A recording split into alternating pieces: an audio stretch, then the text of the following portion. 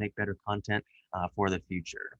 All right, today on Tiny Webinars, I have an incredible guest with me. He was last seen lighting it up on Clubhouse, the new invite-only social network. I'd tell you to check it out, but you do have to get an invite.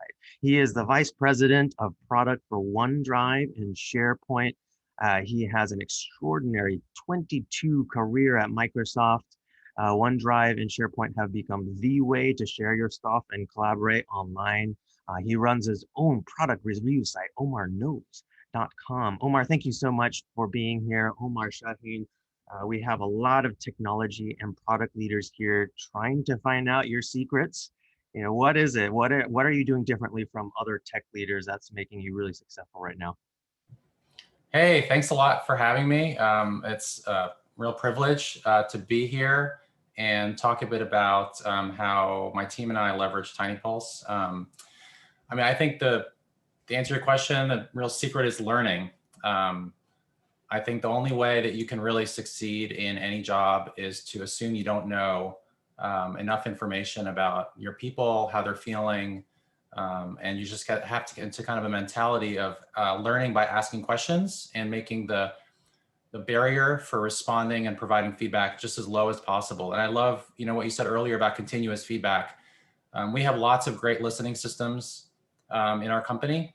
And I think TinyPulse really helps augment those systems by providing sort of a continuous and anonymous opportunity for questions and feedback for me and the team. Well, I love the shout out. And I saw a really brilliant interview. I was shocked to find out I only had like 600 views on it. But a brilliant interview of you on YouTube where you shared why user listening and giving users a voice was one of your superpowers and how you form partnerships.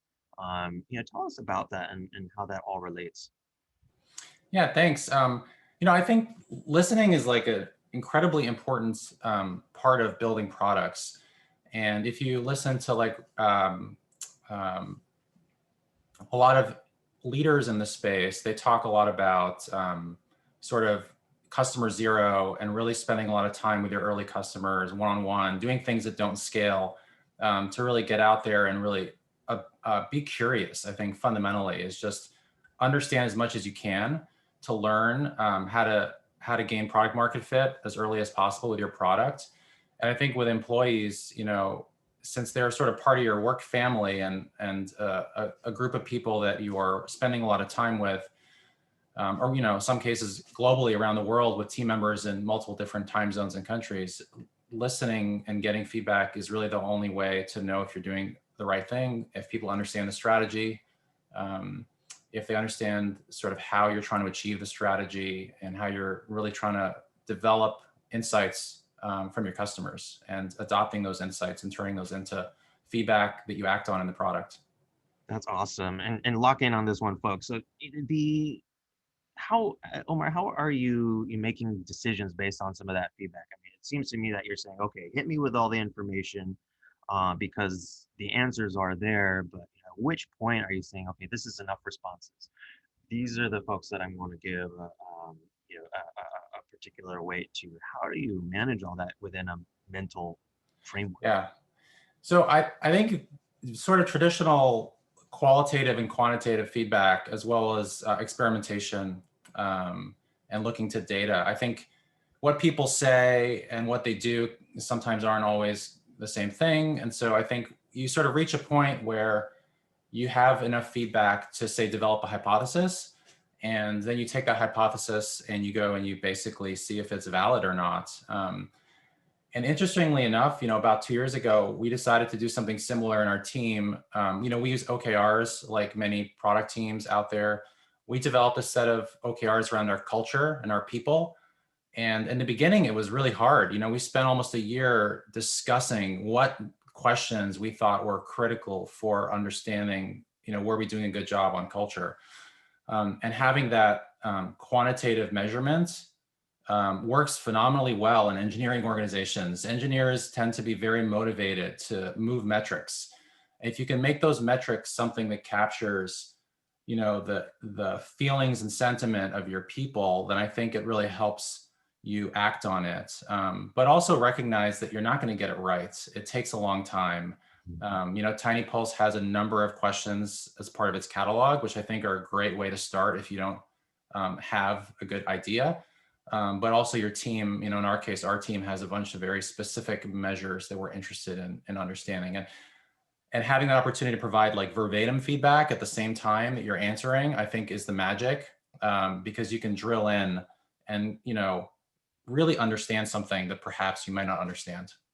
Terrific. And so if I'm playing that back correctly, tying a number to it is A, really important for engineering organizations, but then B, it's allowing you to make continuous improvements. And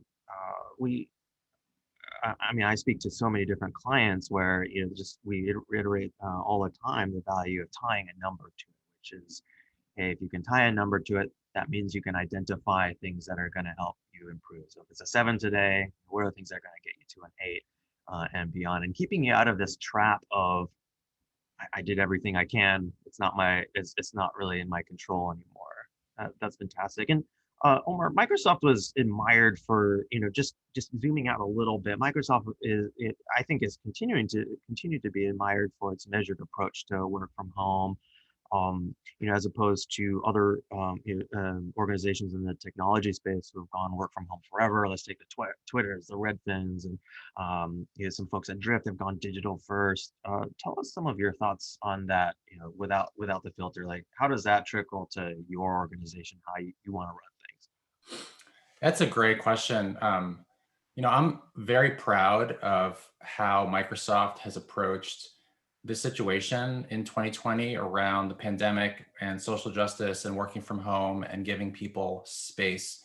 Um, you know, reflecting on last year, it was probably the most intense year I've ever faced as an individual, as a leader, in the company. And it was one of our most successful years, in part because I think employees really stepped up to like a number of significant challenges. And the company has been thinking about like, how do we adjust and adapt to this new reality we're in? Um, and so one of the things we have implemented is the ability for employees to essentially work from home up to 50% of their time, which for me is wonderful. Like I have, 2 kids, my spouse works, I have a new puppy.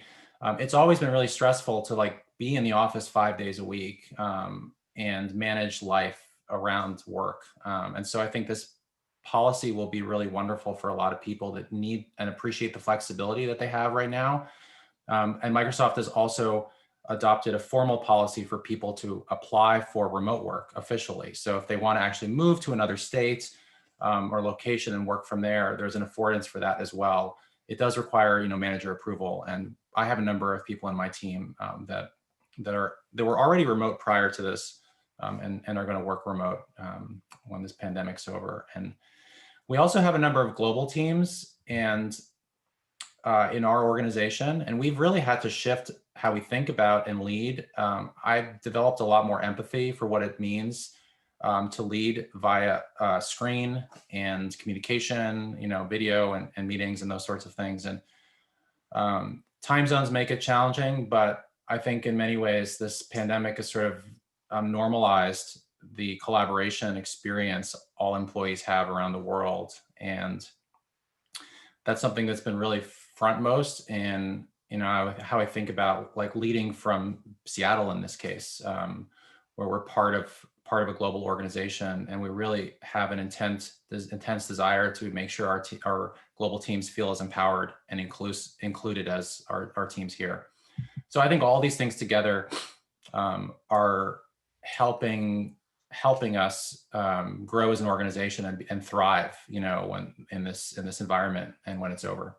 Excellent, excellent. And as you can see from our poll question here, a lot of vast majority of our attendees today have seen effects of working from home in the long term, and it seems like you had positive effects, many positive effects from that.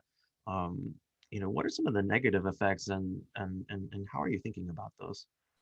Yeah, it's great you asked. I mean, there are many. I think I spent a lot of time and continue to spend a lot of time studying like the negative impacts of this situation and how to overcome them.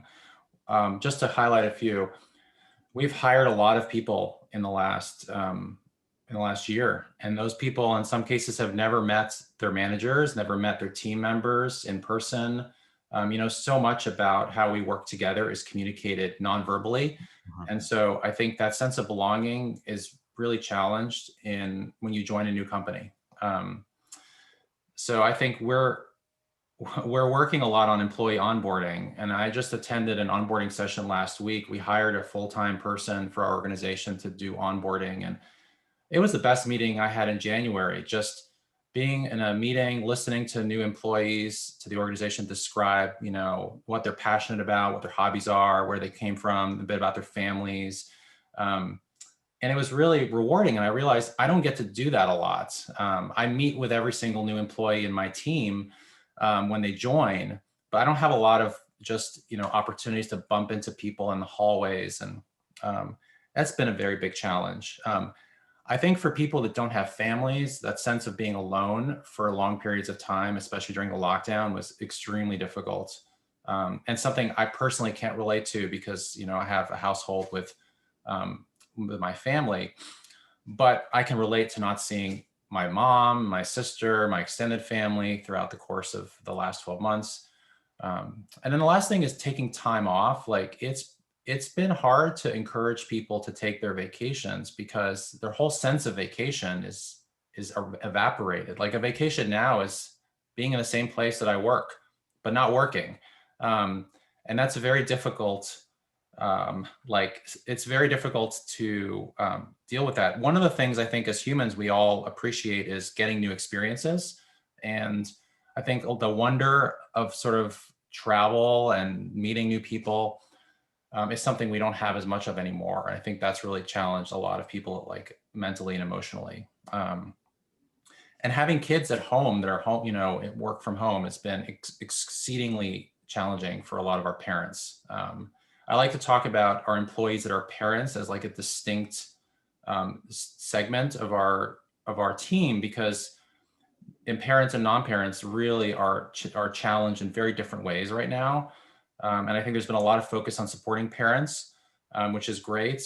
But even within that group, high school, college, elementary school, middle school is all very different. And then for people who aren't parents, have their own unique challenges around that as well. So I think those have all like really made my role as a leader. I have to think a lot more about my team, the individual humans and people that make up the team and what they're dealing with, more so than say maybe you had to do in the past, where those things maybe weren't front and center. Right. And it sounds to me like you're maybe looking at responses or listening to employees and seeing a bimodal distribution of, okay, there are these clusters of issues that are around parents and non-parents, and they're common to these groups.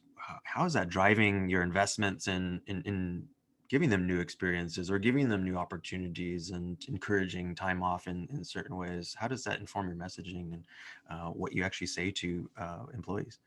Yeah, it's really, really important that we have a positive, inspiring sort of organization and culture that's optimistic. Like I say, one of the most dangerous things in an organization is cynicism and sort of that victim mentality. And so, like, one of my big struggles when I look at Tiny Pulse every week, and I've been doing it for a couple of years now, is it's a tough hour block where I sit there and just wallow in what can be very, very tough situations for people. And what I try not to do is feel like it's my job to solve every single problem. I think it's my job to hear and listen to every single problem and develop like empathy for the individual and their situation.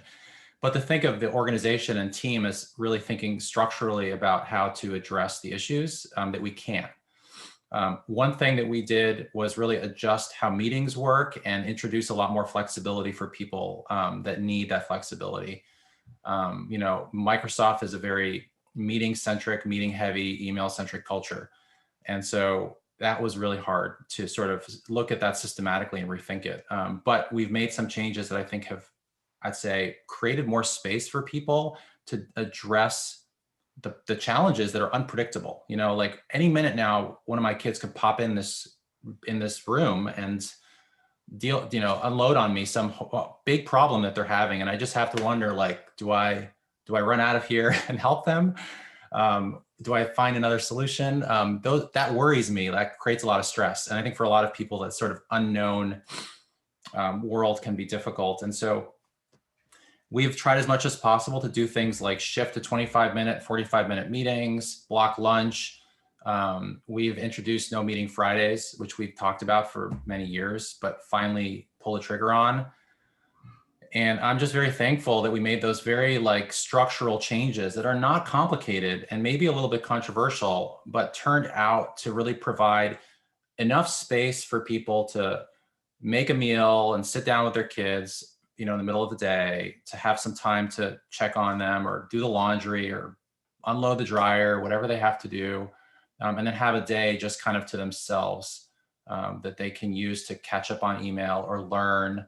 And we've invested a lot in growing our business, and our customers like are consuming our products like never before. And so we've really had to keep a lot of investment going, both in existing areas, but also in new areas and new innovation. And that's provided a lot of opportunity for people's career. So I think we've had good success continuing to provide good career opportunities for people within the team to learn and grow. That's fantastic. And, just on that topic, I mean, being a parent of a young child myself, can certainly attest to those, and it's really, really hard at times to think about those who might not have kids and have the luxury of going wherever they need to go. And the same goes in reverse. And it seems to me that you've really looked at this from, okay, well, what can I control as a leader, and what are the things that, okay, if I can't control them, I can at least communicate about those. What has that done for your skill set, and what do you think is going to stick with you really from this? Yeah, that's a really question that's near and dear to my heart. I've always spent time writing for my team. I really find that as sort of my personality likes to write more and communicate more verbally than doing things like this, which tend to create a lot of stage fright and fear. But what I've started to do more of is just share my own challenges and my own struggles. And, one thing I learned not too long ago was the importance of people having empathy for leaders. And when I think about my leaders or I think about my team, the moments where I felt closest to them is when I feel like I connect on a human level to some of their struggles, and sort of recognizing that these jobs can be lonely and difficult, and you need some positive feedback. You need, Brene Brown talks a lot about sort of gratitude as being this thing that the more you express gratitude, the happier you become. And I like the fact that, you can write and express gratitude. I started sending thank you letters to my team, like writing on a card and putting a stamp on an envelope, and things like that you wouldn't think of, but are very simple gestures that I think go a long way to making people feel valued, and making me feel like I'm doing my part to provide gratitude.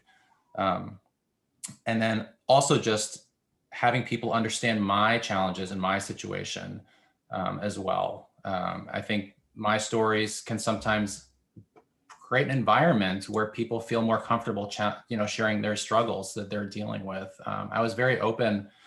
My father passed away last year, and so I was very open about sharing just like the challenges of not being able to grieve, normally.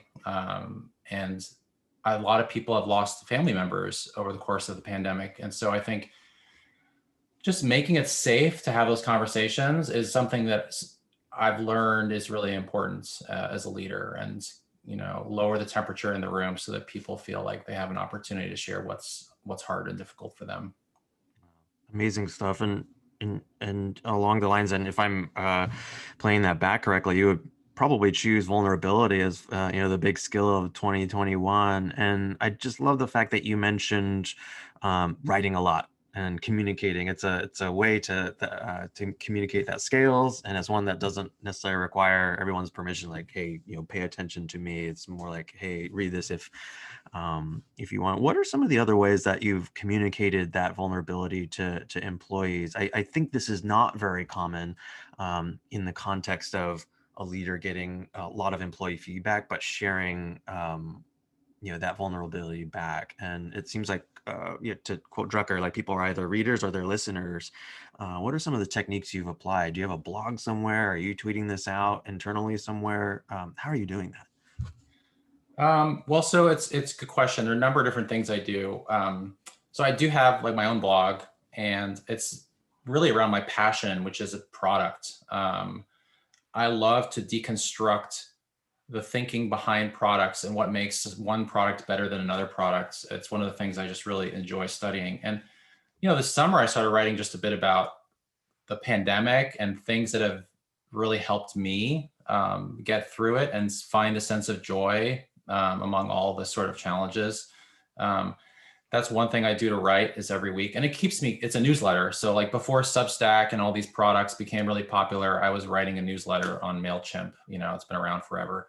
A lot of friends and family read it, and they reached out to me this summer and just connected. And I like that I have a way of, having a dialogue with people that I may not have the opportunity to talk to that often. That's one thing I do. I do a monthly update for my team. It's an email, so it's not like a SharePoint news post or a Teams message or anything fancy. It's just an old-fashioned email. It's private to my team, and I try and synthesize what went on in the past month and what I see coming down the road. And it takes about 2 to 3 hours a month to write. I summarize all my meetings. The primary goal of that is to provide context and transparency. I believe that my team should have full transparency into where I spend my time. So I detail all my meetings and what I do. And I think context is important for individuals and leaders in the organization, so that when everyone tends to focus on their product area or their silo, but I think big job of the leader is to provide context for what's happening, so people can be curious and ask questions, or connect their work to what's happening elsewhere in the organization. So I started doing that when I stepped into this role 2017 as an experiment, and I've just kept it up. So, I've written dozens of these things, and individuals on my team have sort of started to do some of that too. And I greatly enjoy reading, those updates from my leaders as well. It really helps me connect with what's happening there. And then I do a number of like in-person meetings. I have a monthly meeting with my managers, which is just me and my skip level managers. That's been a good way to connect with. I think one of the hardest jobs in this pandemic is just being a manager, because you're caring for people at work, in many cases caring for your family is a big burden placed on you right now. So I want to spend time with them, and just various other listening. I organized some like people could sign up for an hour and just share with me. I do rose, thorn, and bud. So like something you're looking forward to, something that's annoying you, and something that you find wonderful. And I was surprised at just how much wonderful stuff there was. I was assuming that I would spend this time and just come back with like all this worry and insight about challenges. But what I came out of it was really inspired by what people are finding, the roses they're finding in the situation they're in. Absolutely, absolutely. And that's fantastic. This idea that, many of the individuals that either use Tiny Pulse or are investing in employee engagement, they're correctly going after problems to solve them. I think self-aware individuals tend to do that, but there can be an imbalance between that and celebrating the positive and evangelizing that, because it's that has an effect and pays dividends. Jumping to just the idea of listening to employees, the Microsoft poll. For those who don't know on this, it's the annual survey. It is a big deal. Sometimes enough to make news headlines in the press. But Omar, I'm curious, from your perspective, what's different about that survey versus pulsing and listening continuously? Yeah, you're right. It's a big deal. The company's been doing this every year that I've been there, and possibly longer. And it's a benchmarked survey in that the company has very good data going back quite a long time about what is top of mind, employee health, leadership health.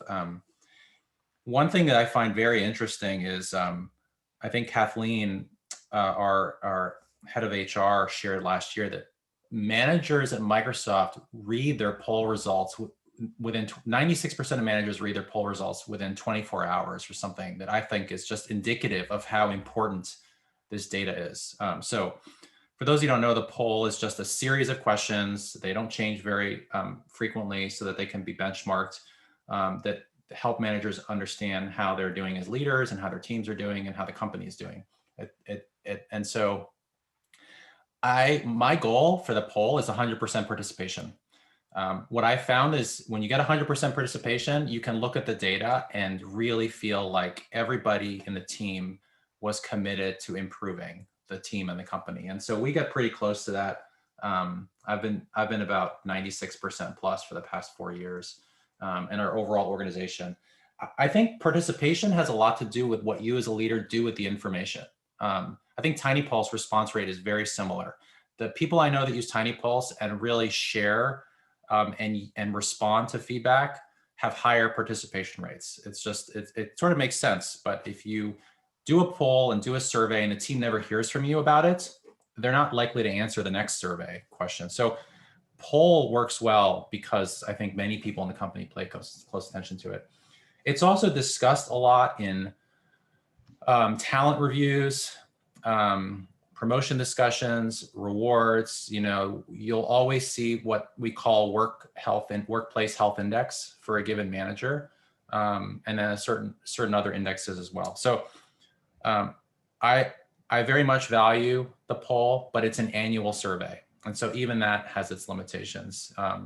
Our last poll was run right before the pandemic, like lockdown. So like imagine 6 months later looking at poll and thinking like, is this data really relevant to the types of challenges I have today?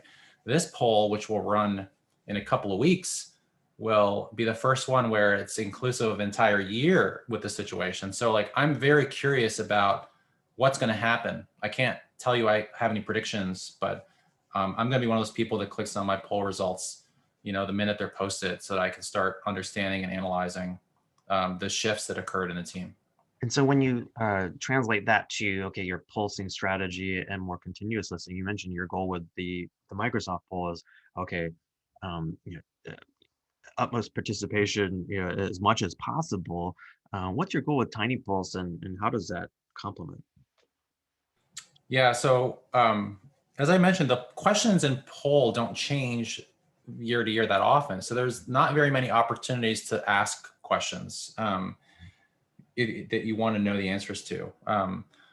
My strategy with TinyPulse has been, there's a couple of questions that in this sort of catalog that I think of are as really good benchmarks for my team. I've been using TinyPulse for a couple of years. So I can see what the happiness trend looks like, for example. And, you know, in my team, happiness tends to dip around conference season, which is a pretty stressful time for a lot of people. A lot of products get launched and delivered. So I know things about the calendar and TinyPulse and how they correlate to each other. And so I can get some insight and understanding there. When the pandemic hit, you all added a number of questions to TinyPulse that I frankly was like, wow, what a great set of questions to ask about how our team is handling COVID. We got a lot of really like good, fast signal about the first couple of weeks and what we need to think about doing differently. And as I mentioned, we have a set of OKRs in our team around, culture and manager health. And so it gives me an opportunity to ask questions, that custom questions that I want to use to index and score for my OKRs. Like really, really simple things. As a manager, we at Microsoft believe you should have a one-on-one with your employee, like at least twice a month.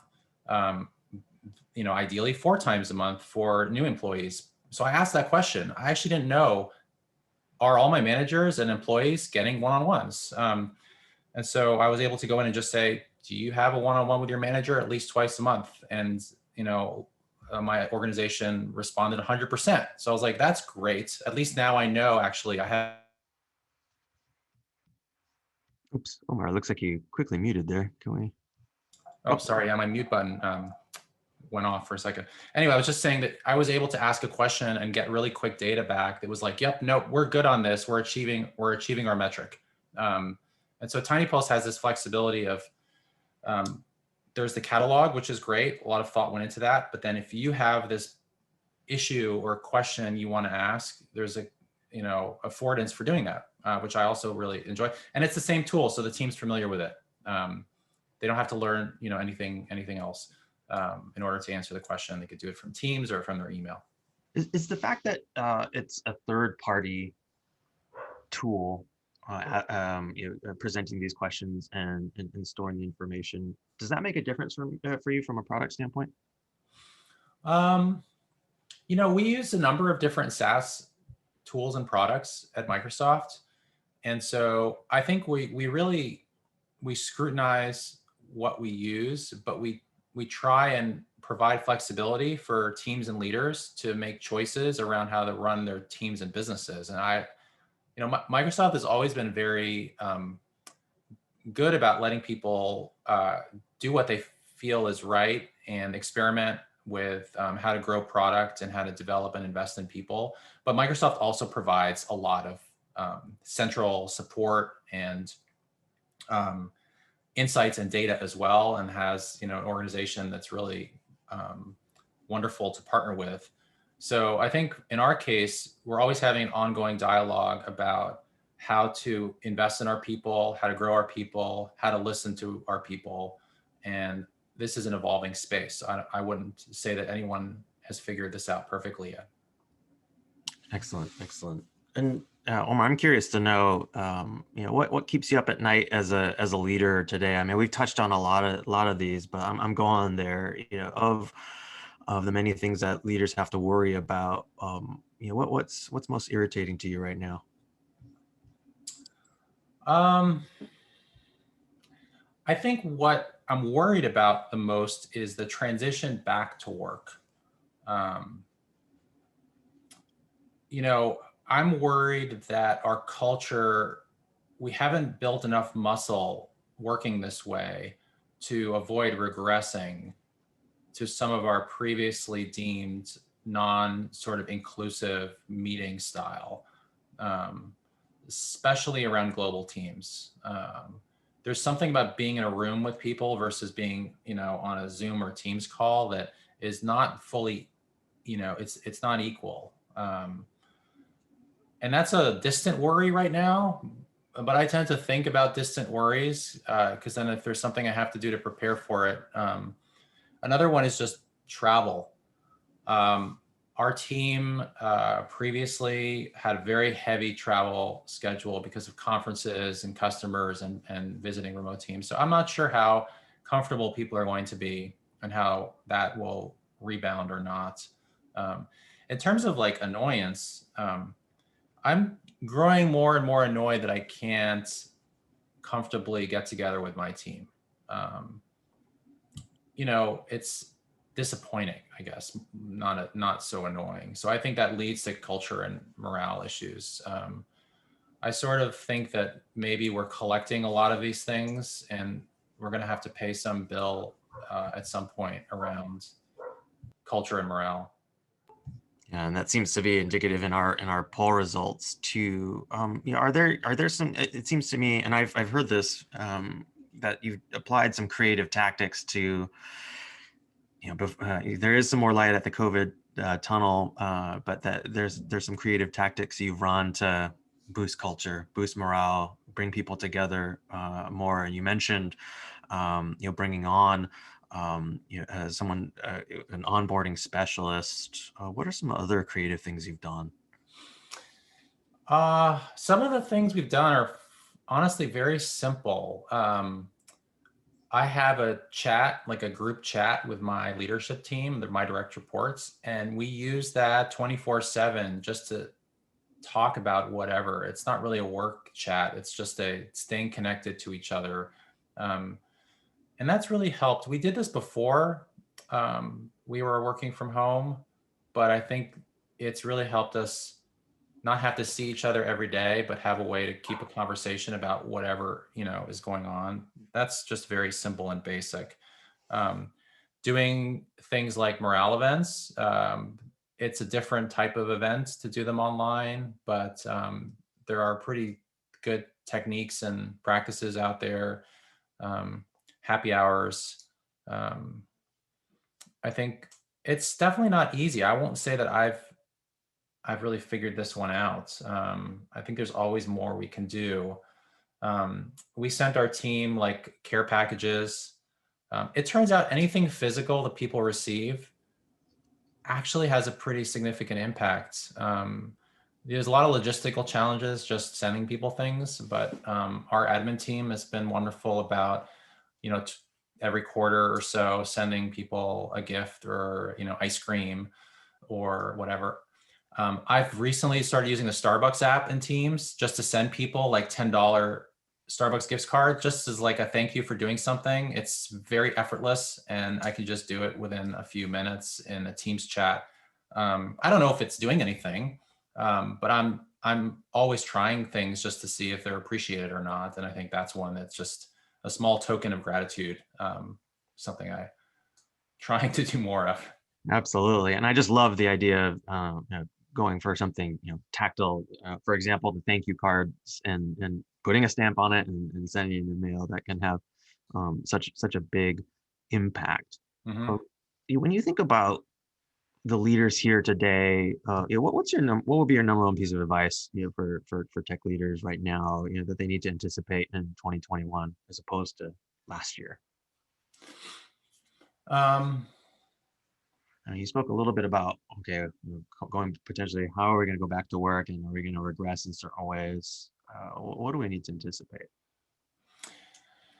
I think the answer to that is a little bit unknown, right? Like you need to invest in invest in your people and make sure they have good listening systems. I look at our data frequently, and there's always examples of where someone doesn't feel like they were heard, or that their issue is being addressed. And I think one thing I I I feel bad about this a little bit, but when people say their issue isn't being addressed, they've given some feedback to their manager, and I think a lot of people are afraid to disagree. A lot of people are afraid to acknowledge something and say, "I understand," um, or maybe ask clarifying questions about something so they can understand. But then when they do understand, make a decision not to do something about it. Like choice is the most important thing, period, in any business. You have to make choices.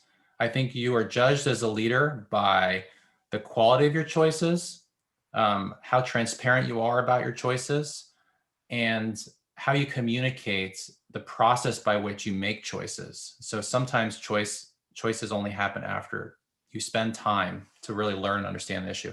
I personally struggle the most with communicating that I'm thinking about something so that I can make a choice, or that I'm afraid to make a choice because I might fail, or that I don't understand something as well as someone else. Um, and that's really been crystallized for me this past year because there's been so many new things to have to think about, that have made being a leader especially hard. Right. Yeah, yeah. And make choices about so many new different things we have to make quick potential decisions about. I just love that. Um, Fantastic, fantastic. Before we jump over to Q&A, Omar, I'm just curious, when you think about other traits, of fantastic leaders, and you mentioned Brene Brown, earlier in the past. What kind of resources would you recommend for folks? Maybe they want to be in your spot someday to be in the vice president role, and leading their own group. What are some of the ways that they can learn to get better on their own time? And what's on your book stand? Yeah, I mean, if it's about product, I'd say this like it depends. If it's about product depth or business and strategy or people, but In general, find interesting people that you think of as thought leaders in business and strategy and culture, and listen to their podcasts, read what they write. Um, I'd say some of my go-to resources. I go to TechMeme every day for product info.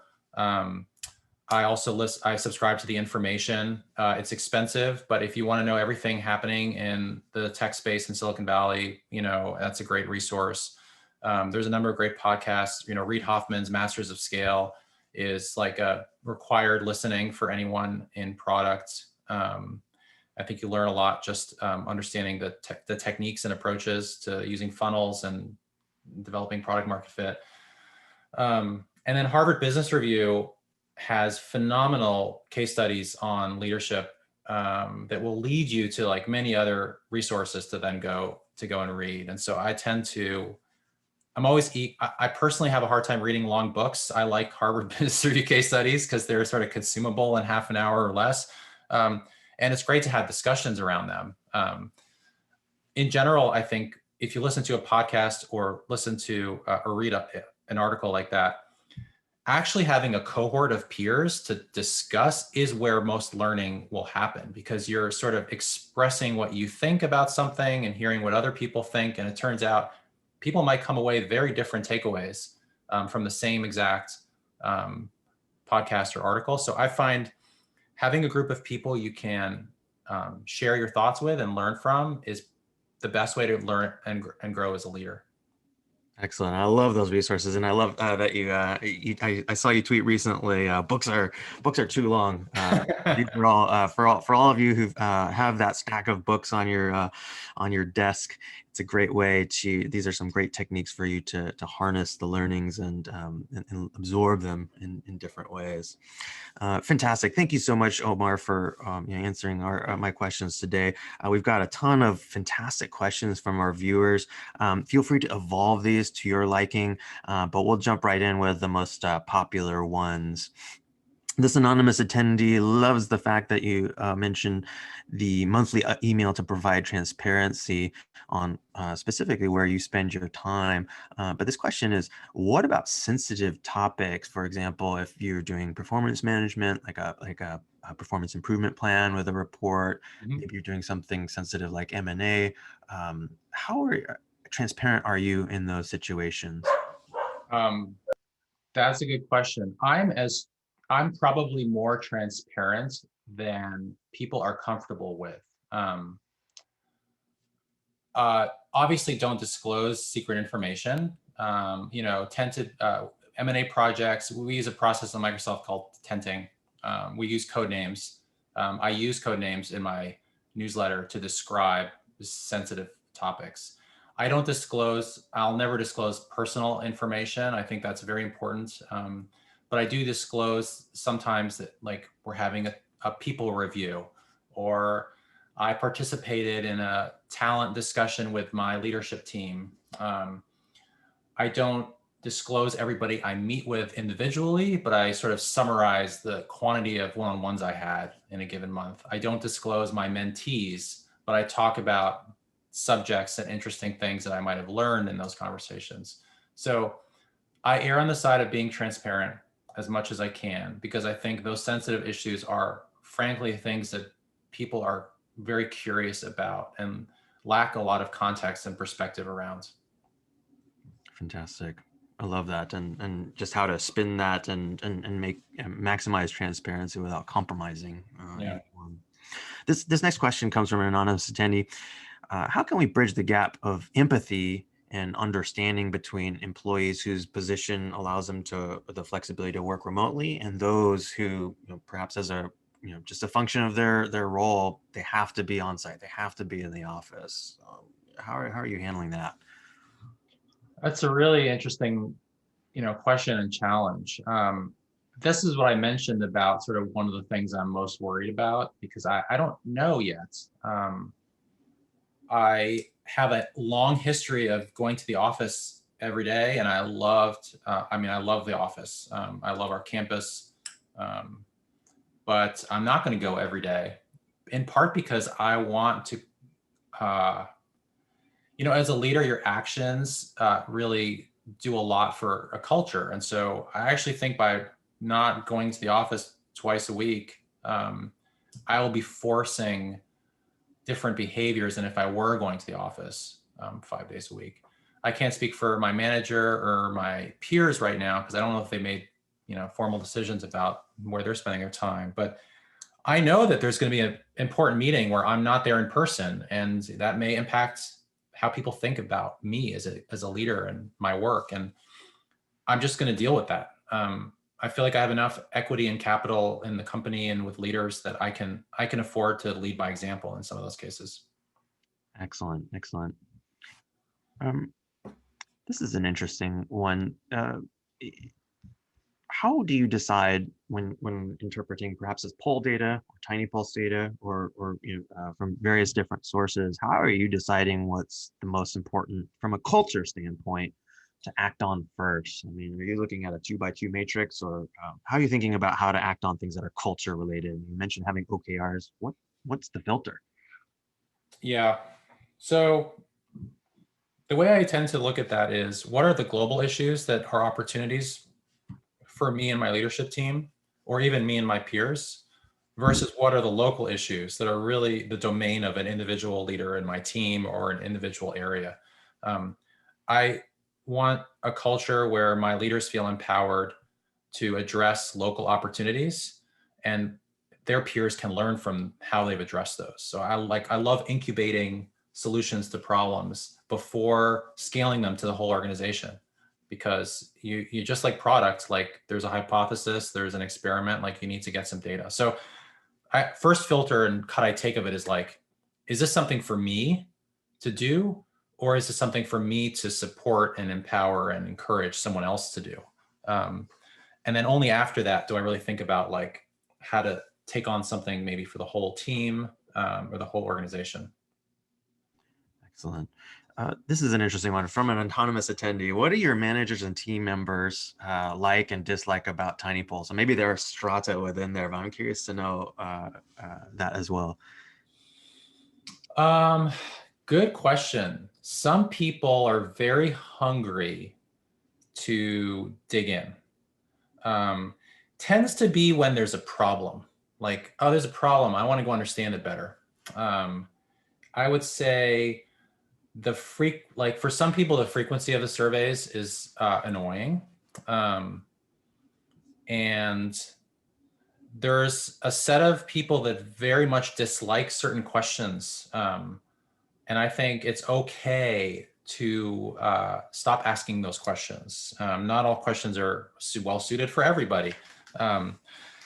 So I'd say as we've fine-tuned the system over time, we've developed a better sense of what are good and what are not great questions. I'd say for my peers and for people in my roles who've tried Tiny Pulse, like, don't fall in the trap of assigning this work to somebody else. Like, this is the work of the leader. You have to live the pain of the feedback. You can't give that to someone else. You're not going to learn, and you're not going to, like, the discipline of absorbing the information and sharing it back to the team, I think is critical that the leader do.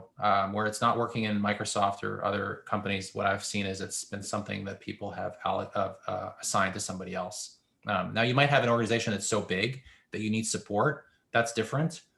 Support is different than delegation. Yeah, I just love that, and feeling the pain as a leader, and just backing that up just slightly to, you mentioned being able to fine tune that. You're not gonna be able to fine tune that without actually having felt that and understanding how to fine tune those questions. What is the heuristic for saying, okay, this is a good question, that's a bad question? Is it response rate? Is it quality of answers, or is it quality of the investments that you make and the results downstream?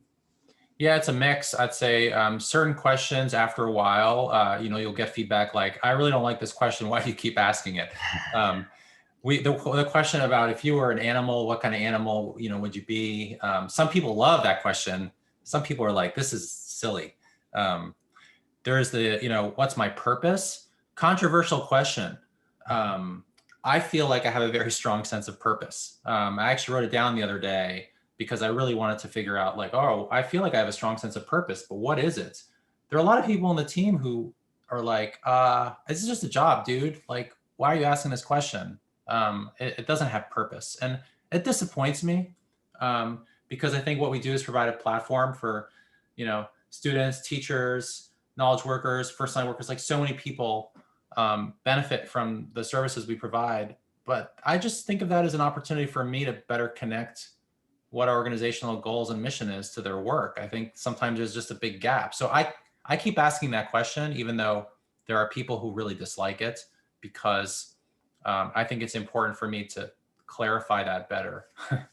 Right, right. And how do you start a conversation with that person, or at least address that? Is that something you address in your monthly email, or is that something that you take to other means? I just use the private reply tool. I I probably individually respond to say like 60% of the verbatim. Sometimes it's a thank you for sharing that. I really appreciate you being honest. And sometimes it's, can you give me an example of this so that I can understand like what the issue is? And a lot of the time I get back responses. And having an anonymous conversation with someone on your team is actually the coolest part of TinyPulse. There's no other tool I've ever used where you can, have a totally blind conversation. Now they can reveal all sorts of things to you inadvertently or, on purpose. But I've had conversations with my directs where I'm like, I wonder who this is. I really have no clue, no idea. And I'm sitting there talking to them about, why do you feel this way about this? Or how can I improve this? So I think that's a pretty neat capability. Fantastic, fantastic. And so this message comes from an anonymous viewer, which is around FaceTime meetings, and sometimes potentially silly issues can bubble up like this. What is your policy on FaceTime in meetings? We're all familiar with Teams or Zoom fatigue. Do employees need to always have their camera turned on in the meeting? Just give us a flavor of how you run that. Yeah, that's a very rich topic. I don't think you can mandate video on. I personally, as a leader, feel like I'm being watched in every meeting for reactions. Did Omar react to this good news? Did Omar say anything in this situation? Like in an in-person meeting, there aren't a lot of people staring at your face. Like it's just not normal. People don't like look at you in a meeting and stare for an hour. They're usually wandering around, looking at things in the room, nodding. So I get exhausted personally having my camera on in every meeting. I sometimes just need a break. And I always wonder if I'm being judged when I turn off my camera. Like maybe he's just texting his wife or, buying stuff on Amazon. So I'm very sensitive to that. In very small meetings, I think it's critical that everyone have their camera on because otherwise it feels like you're alone. Doing big all hands meetings, I'll just be honest, I think it's terrible when you don't get to see people's faces and reactions. These tools have a long way to go in terms of reaction and applause, giving you a sense of belonging as speaking into a camera to 1,000 people doesn't feel like you're speaking to 1,000 people. So very, very tricky, but huge opportunity, like massive opportunity. One thing that I think has worked really well is meeting recordings. Like we record almost every meeting. So the whole FOMO, like, oh, I have to go to a meeting. I have to be there to be heard or to pay attention or to learn. We just try and keep the meetings smaller and just sending the recordings out to people so that they can watch at their own pace and their own time. Keeping them small and asynchronous. I love that. I'm saving the best for last, Omar. It's around DE&I. This comes from an anonymous attendee. Since DE&I is such an important initiative to Satya Nadella and Microsoft, how does that reflect in your leadership for the org and feedback? Tell us about that. Yes, it's a very, very important topic. I think Satya has done a remarkable job transforming our culture. And I feel very privileged to be someone who can take part in that. I think the most important thing around this topic is finding your own authentic voice and having the opportunity to get some form of a lived experience so you can really understand and gain empathy, which is not easy to do, especially when some of the D&I issues that face racial and ethnic minorities are more difficult for people like myself to gain lived experiences around. So, we talk a lot about privileges in our team, what privileges individuals have. I think becoming aware of your privileges is really important. Becoming aware of your unconscious bias is really important. And figuring out each person's individual approach to learning. Because I think every progress in this space really comes from learning, understanding, clarifying, before you really go tackle a problem. And Microsoft tackles this in many different ways. We have communities within the company. One thing I've been able to do, and I'm very lucky I get to do, is we have women's mentoring rings, which are basically monthly get-togethers of senior women in our organization. I partner up with a female leader who's similar job to mine, and the two of us get together every month with about 20 to 25 women. And I've learned, I feel like I've given back to that community, but I feel like I've learned a hell of a lot just by being a listener and being there. So that's an example of where I've had an opportunity to gain more perspective and understanding and empathy. But that's just focuses on gender diversity, and we have lots of other opportunities and challenges. So that I sort of break it down as metrics are great, but leaders have to find their authentic voice. You have to actually do the work, be an ally, understand your privilege, and use your privilege as an ally. Find some mentees that represent diverse populations and groups of employees. Figure out ways to take what is invisible to you and provide that as a capability for somebody else. Be a sponsor, speak for others, advocate. Those are all, I think, really powerful ways to make an impact. And I just think I'm early in my journey, like many people. So just trying to learn and help. Well, thank you so much, Omar Shahine, VP of OneDrive and Sharepoint for Microsoft 365. Thank you so much for being here. Just these incredible knowledge shares and experience shares and stories. Is there anywhere you would like to direct our viewers today before we sign off and fill out our feedback surveys? I would just say find an organization or cause that means something personally to you and invest in it, whether it's in technology or not. I think every person has the ability, whether it's their time, their resources, or their expertise, to advance others around them. And so spend time thinking about that and find a place on the web where you can be part of a community to do that. Fantastic. Well, it's a privilege to be here with you today.